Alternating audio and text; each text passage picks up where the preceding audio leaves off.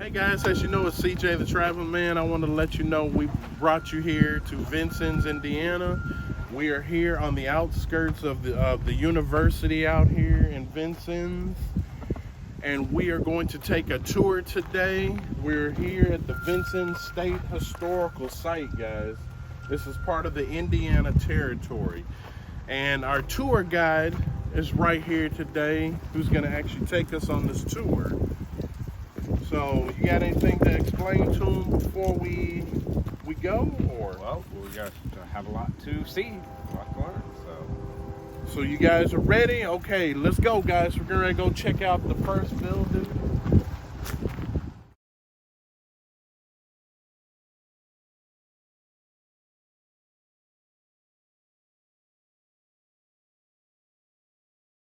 All right, so this is the Vincennes State Historic Sites, and this first building is Jefferson Academy. And Jefferson Academy was the first public school in the Indiana Territory. Started here in Vincennes in 1801, of course named after Thomas Jefferson, who was the brand new president in 1801. So he actually had the school named after him right after, or a few months after he became president. We have this picture in here. Of course, if you name a school after somebody, you usually want their picture in the school. So here we have a picture of Thomas Jefferson. And none of the buildings that we're going to see today were actually on this site originally. They were all different places in town. This was actually the site of William Henry Harrison's property. Just next to our site here is Grouseland, the home that William Henry Harrison lived in when he was governor of the Indiana Territory. And like I said, all these buildings would have been different places. This particular building, of course, in town, which would have been that way. And it was right next to Old Cathedral, or St. Francis Xavier Church, because it was actually the rectory for the priest. Cool. The priest was one of the most educated people in town. Most communities, ministers and priests were the most educated people. And most importantly, he had over 250 books in his personal library, which qualified him to be the teacher. So, like I said, this would have actually been the rectory, and they converted the main room into a school, first public school. So, talk about our school a little bit, just the school itself. There were about 25 students that attended Jefferson Academy on average. Boys and girls both attended school here. The age range would range from 8 years old on the young end, right, to up to 17. So all those children in between those ages would be in this room together. No grade levels, no report cards or letter grades, no attendance taking or tardies, because of course school was not required in 1801. It wasn't mandated, so this was pretty much up to the parents whether or not their kids went to school. As far as what they taught here and what the kids learned, the four core, so language arts, reading and writing, mathematics, the sciences, and of course history and geography, what they call social studies today. So go through here and see a few differences from today. We see our slate boards, our quill pen. First of all, paper was pretty expensive, so most of the time the students would have to use slate boards. So here I'll grab a slate board. You see, this is a slate board. And they also had a slate pencil, which actually is one over here. I have to mosey myself around here, get that slate pencil. And this is what they would use to write with. Like I said, paper was expensive, and they'd have a rag here to wipe it off. Now, although paper was expensive, it was still important for students to learn to write on paper. So of course, when we come back to the quill, we were looking at a moment ago, I believe, the quill pen, this was the wing feather of a goose, and your teacher would have a pen knife and sharpen up a point for you, and you dip it in ink and write like so. Very, very messy. You can tell by the looks of the ink on these feathers, very messy. You get ink everywhere, all over your fingers and everything else. But that's all we had, or all they had back then, so that's what you had to use. Another interesting thing about language arts at our school is that the students here had to learn 3 different languages in school. They were studying English, French, and Latin. English and French were very important here because about half the students in the school spoke French and half spoke English.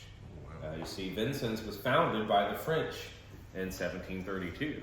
And by the time you get to 1801, our school, still a lot of prominent people in town, well, we're French. A lot of the town were French. So about half the kids in here would be French-speaking kids, and half the kids would be English-speaking kids. We teach both languages in our school, so the kids could work together and get along and all that good stuff. The third language, though, was Latin. And this is Latin. It's funny because anytime I show this and we have visitors that are past a certain age, they'll always shiver when I show them this picture because it's a very, very difficult language to learn. Because Caesar, Gallic War. Caesar's Gallic Wars. There's a student supposedly is copying part of this text of this book, Caesar's Gallic War. Of course, in Latin is a way to know your Latin. But what's interesting is that in 1801, when we had our school here, Latin was the international language of learning. So if you went to school anywhere in the world, pretty much, you were expected to learn to read, write, and speak Latin. That meant you were educated. Okay? Now what's interesting, a lot of people in this country kind of forget, is that, of course, Latin is no longer the international language, but we still have one. It's replaced, of course, by English. English is now takes the place of what Latin used to be. So that's why today you go to a lot of other countries in the world and kids have to learn English.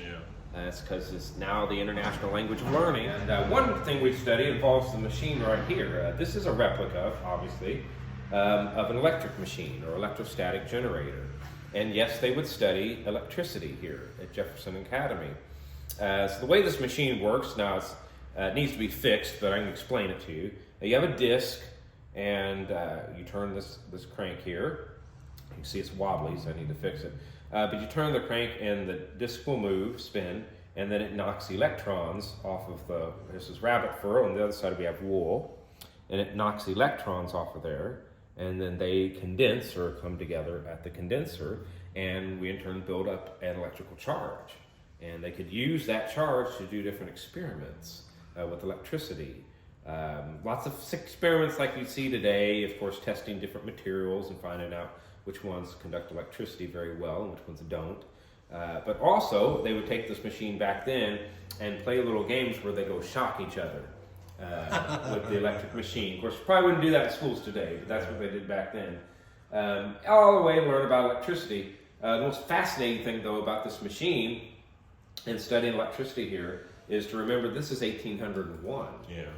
It would take almost 50 years, about 40 some years later, before the telegraph is invented and electricity, as we know it, its use begins. So this is before all that. People really didn't see, most people didn't see electricity as being useful as it is today.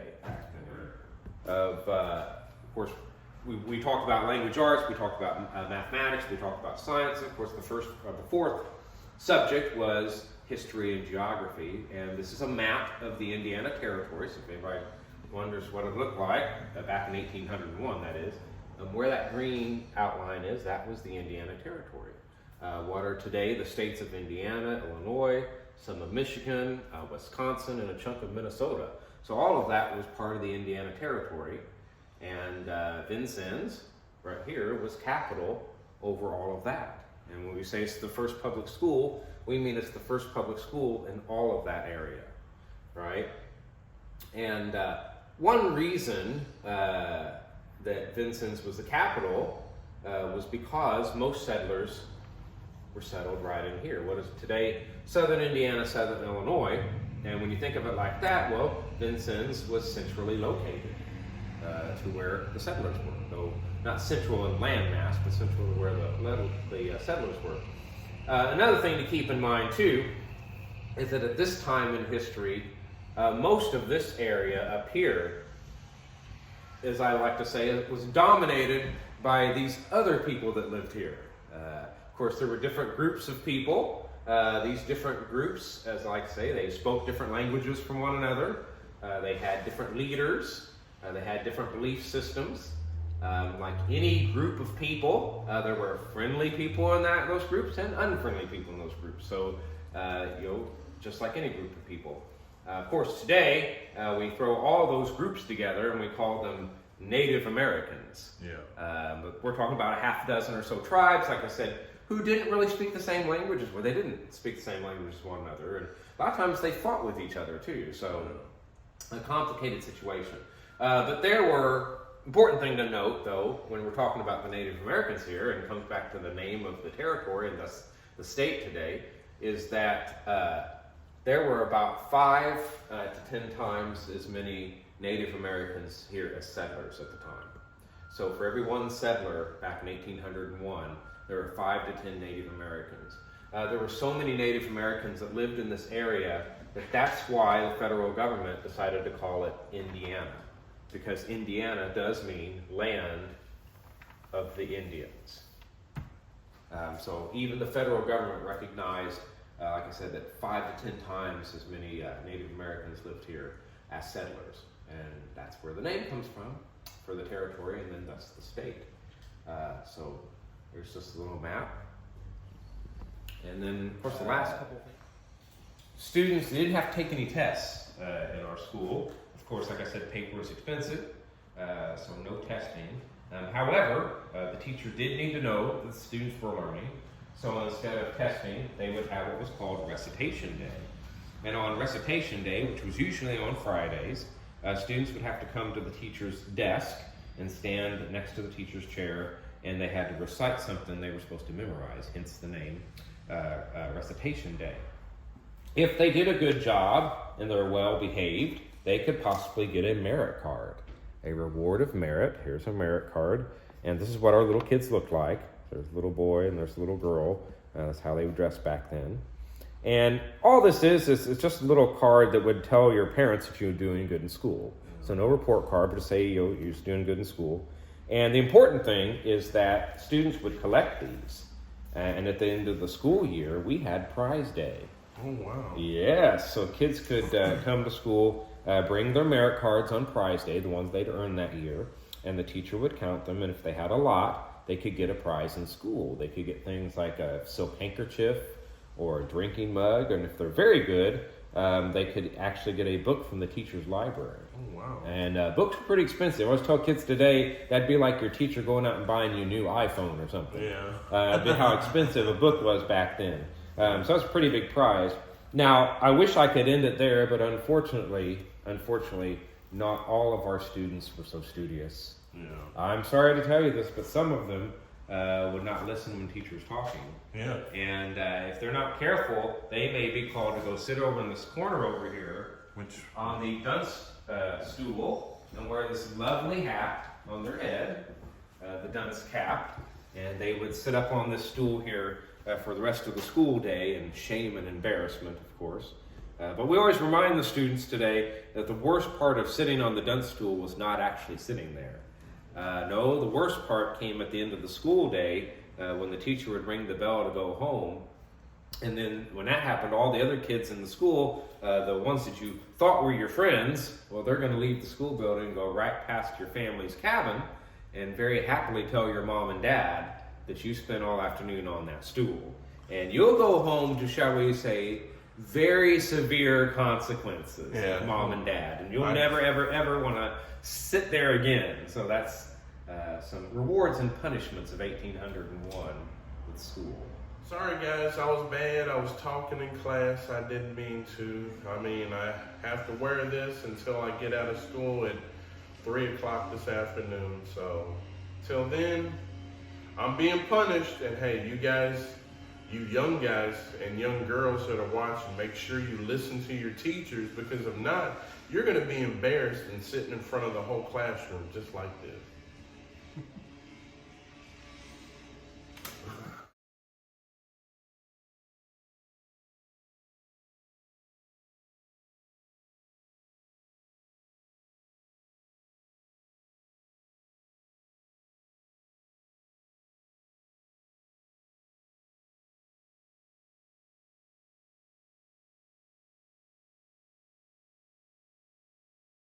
Guys, we are getting ready to go inside of the Territorial Capitol building, so come on, let's go.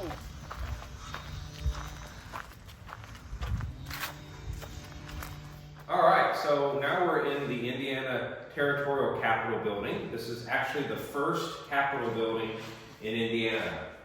This building was built in 1805, and it's actually the second oldest structure in Indiana still around. This is the actual building. And the oldest, by the way, is Graceland, which is right next door to us. This building was called, and it still is called, the Red House, because if you saw the outside, it's red. Back in the early 1800s out here, very few buildings were painted. Paint was very expensive, so if a building did get painted, then that would stick as its name sometimes. And that's what happened to this one, painted red, called the Red House. Originally, this building was on Main Street, where Main Street is today. Then it was built as a tailor shop in 1805. But of course, like I mentioned, we're not in here for that reason. We're in here because a few years later, they used it as the first Capitol building. So the room we're in right now, this was the House of Representatives. And we had 9 representatives. Which would be right behind us. Yes, 9 representatives. One of the 9, of course, one of those 9 would be sitting up here because this is the seat where the Speaker of the House would sit. Right, so we have one person in charge of the meetings and the like, Speaker of the House. And then other people that worked here, other than our representatives, you would have the doorman sitting or standing next to the door. As the name suggests, he would open the door for people and take their coats if it was cold, or sweep and the floors and stoke the fire and all that good stuff. And we also had 2 young boys that would work here. Their job, at least 2, could be more than that, but their job was to take notes, messages, proposed laws, here like this here, and they would run them up and down the stairs, because upstairs is the Senate. And they would run these between the House and the Senate. And here's the interesting thing, because they ran these pages up and down the stairs, they were called page boys. Page boys. Never heard of that. Yeah. Well, the thing is, for a long time now, girls do it too. So we don't call them page boys, we simply call them pages. Okay. And to this day, you have pages in state and federal government. They're young people helping out and working. Of course, they probably don't run pages any longer. We have email now and stuff, but that's what they did originally. So that was, the clerk would write them down. This is some of the clerk's handwriting with a quill, pen, and ink. And then he would also tally up the votes. So it was actually the clerk who would call out each representative and mark down the yays and nays. And then he would use the majority rule to see if something passed. And then he'd let the Speaker of the House know that whatever it was, the bill passed. So that was the job of the clerk. Very, very important job. Of course, he had to be very intelligent back then. He had to be able to read and write and count in order to do his job. So a very important person. And if you notice over here, I don't know if you might have a look at it already, but we have a picture of George Washington. And you may not be aware, but every government building has to have at least 2 pictures of in the the building. president. One of them of the first president, of course, George Washington, and the other one of whoever's the current president. So later on, when we go upstairs, you'll see a picture of James Madison, who, when this building was used, was the current president. So we have a picture of who was the current president at the time. Because it's kind of frozen in time here, but yes, we're always all the buildings. If you go anywhere, driver's license bureau or whatever, somewhere there's going to be a picture of George Washington and the current president, whoever it is. Yeah. So. We're heading upstairs to the Senate.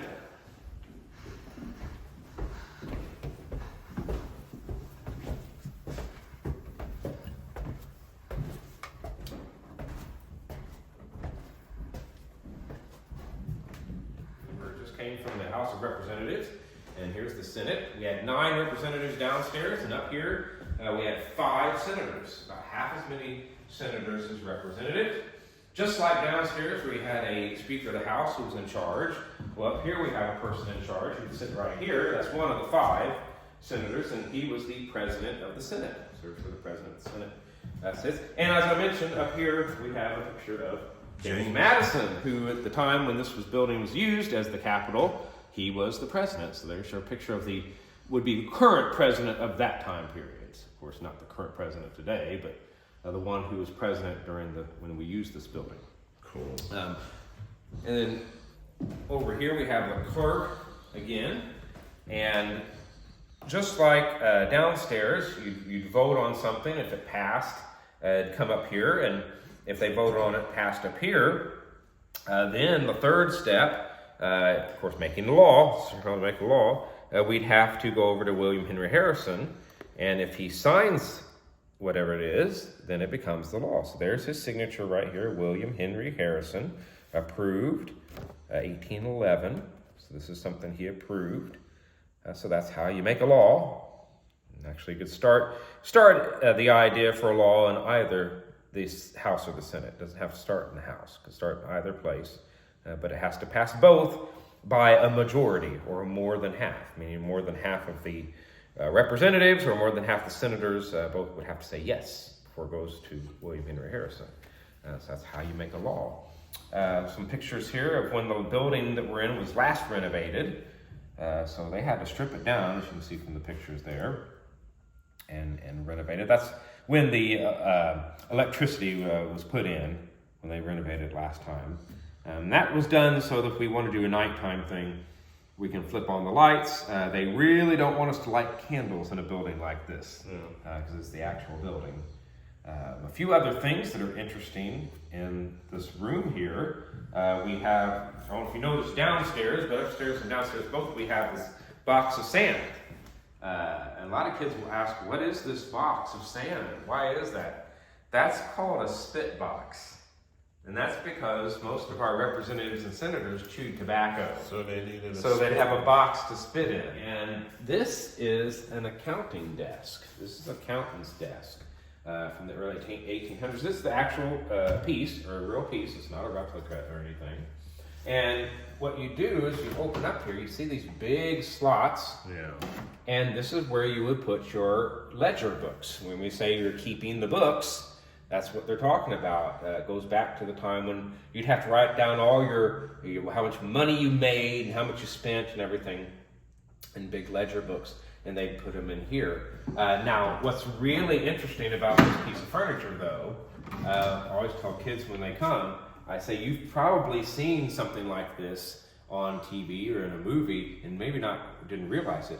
And that's because if you've seen any version, or most versions, of A Christmas Carol, you've seen this piece of furniture. This is what most versions, but Bob Cratchit is working at doing the accounting for Ebenezer Scrooge. And so imagine him right here in Scrooge, bah humbug, right? And we're getting close to Christmas, too. Yeah, so this is an actual accountant's desk, just like you'd see in A Christmas Carol. So they still used them by that time, but this is the very early ones from the early 1800s. So. Decided to take the long way out. Instead of coming down or going up, I wanted to come down. So now we are getting ready to take another tour of where we're going. This is the Elijah Stout print shop. That's the print Going shop. to a print shop, guys. So we're ready. Are you ready? Oh, I want to print something. All right, so here we are at the print shop of Elihu Stout. He was the first printer in the Indiana Territory. He started his print shop here in 1804 and created the first newspaper, the Indiana Gazette. Oh, wow. First newspaper in the Indiana Territory. So as I like to say, before Chicago had any newspapers, Indianapolis didn't even exist. Oh, wow. There was the Indiana Gazette out of Vincennes, the first newspaper. That is cool. Yeah. And over here, on this side, they have another cool thing. This is a real printing press. This is not a replica. This is a printing press from the early 1800s. It's called a Ramage press because it's built by a man named Adam Ramage, who was from Philadelphia. So it was built in Philadelphia and shipped here. And there we go. This is the kind that Elihu Stout used.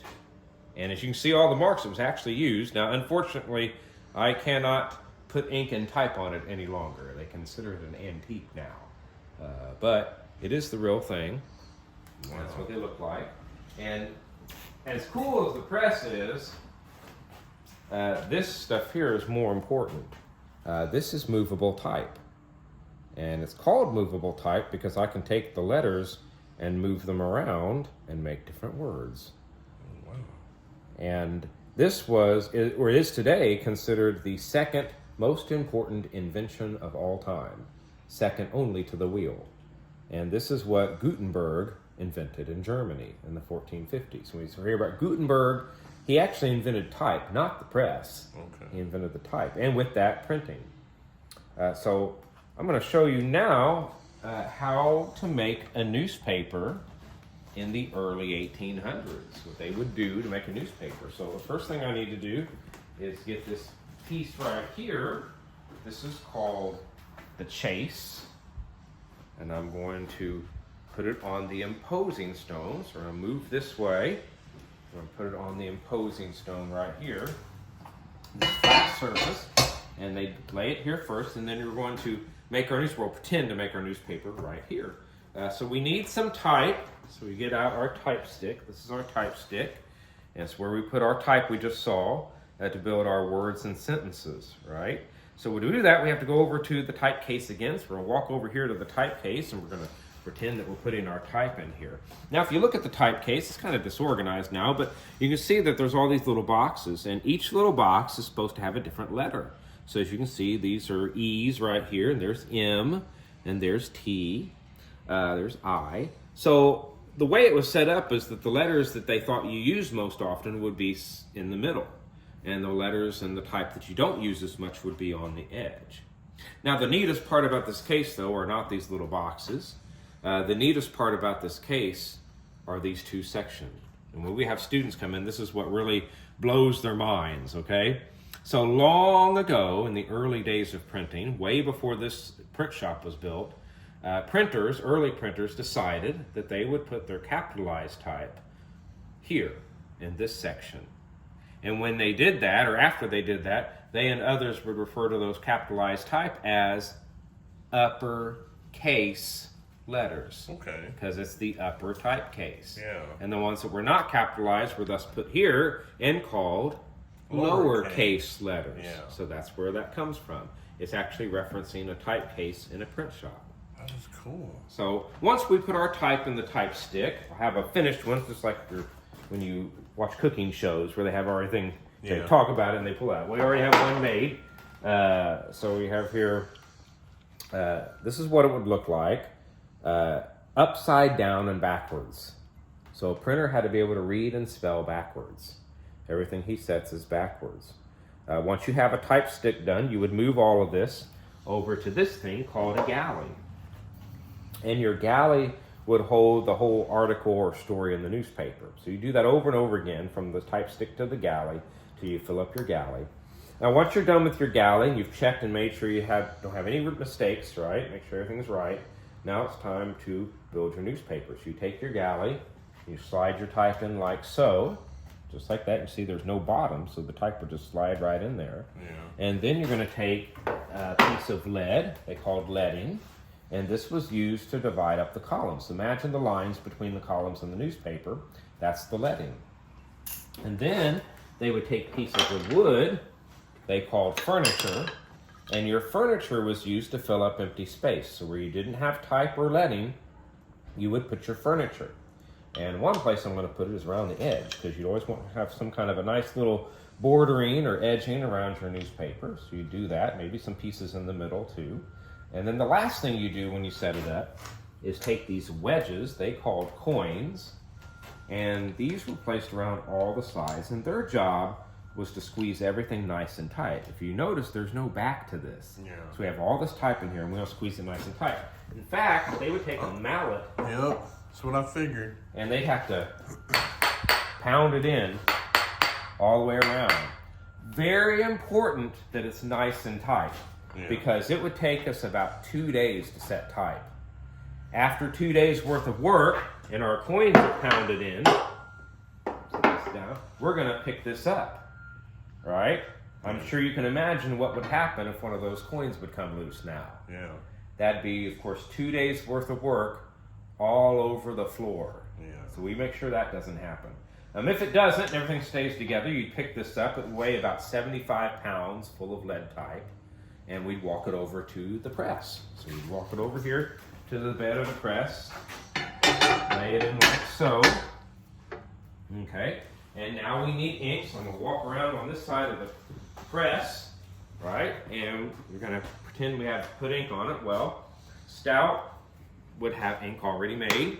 He could make it if he had to, but most of the time he'd get it sent to him, usually from Philadelphia, and mix it up.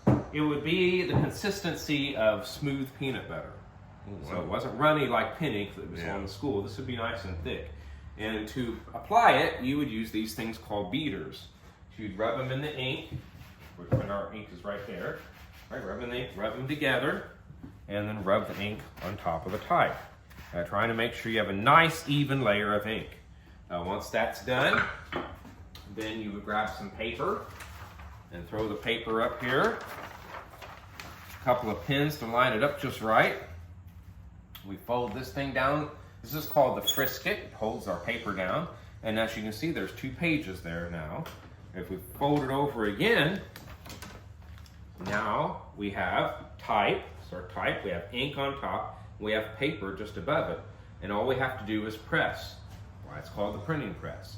So you would crank this whole thing underneath this weight called the platen, and then you would grab this lever and pull it, and when you pull the lever, it turns a screw. That pushes down the weight. The weight would push down against this tympan in the paper, and then the paper would push down against the ink-covered type, and that's printing.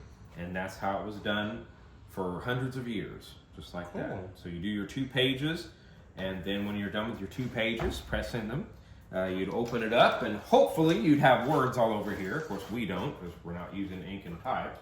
But you'd set it aside, and you would have to do that over and over and over again for every copy, re-inking every time.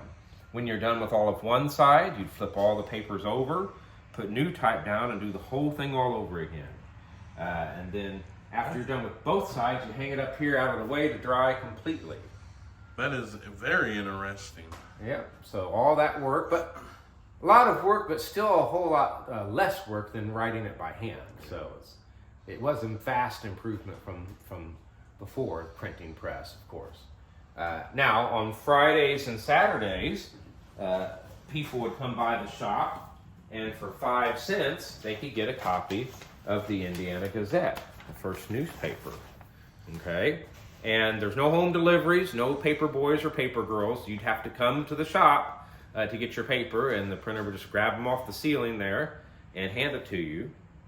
This is a copy of a paper. There's 4 pages,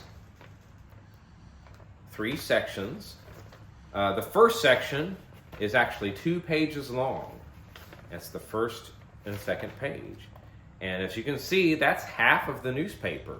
Wow. You might be thinking, well, what on earth would be so important that's going to be half of this newspaper? Well, for some people, they're not going to be surprised when I tell them advertising. Yeah. Yes, indeed, half of the newspaper was ads.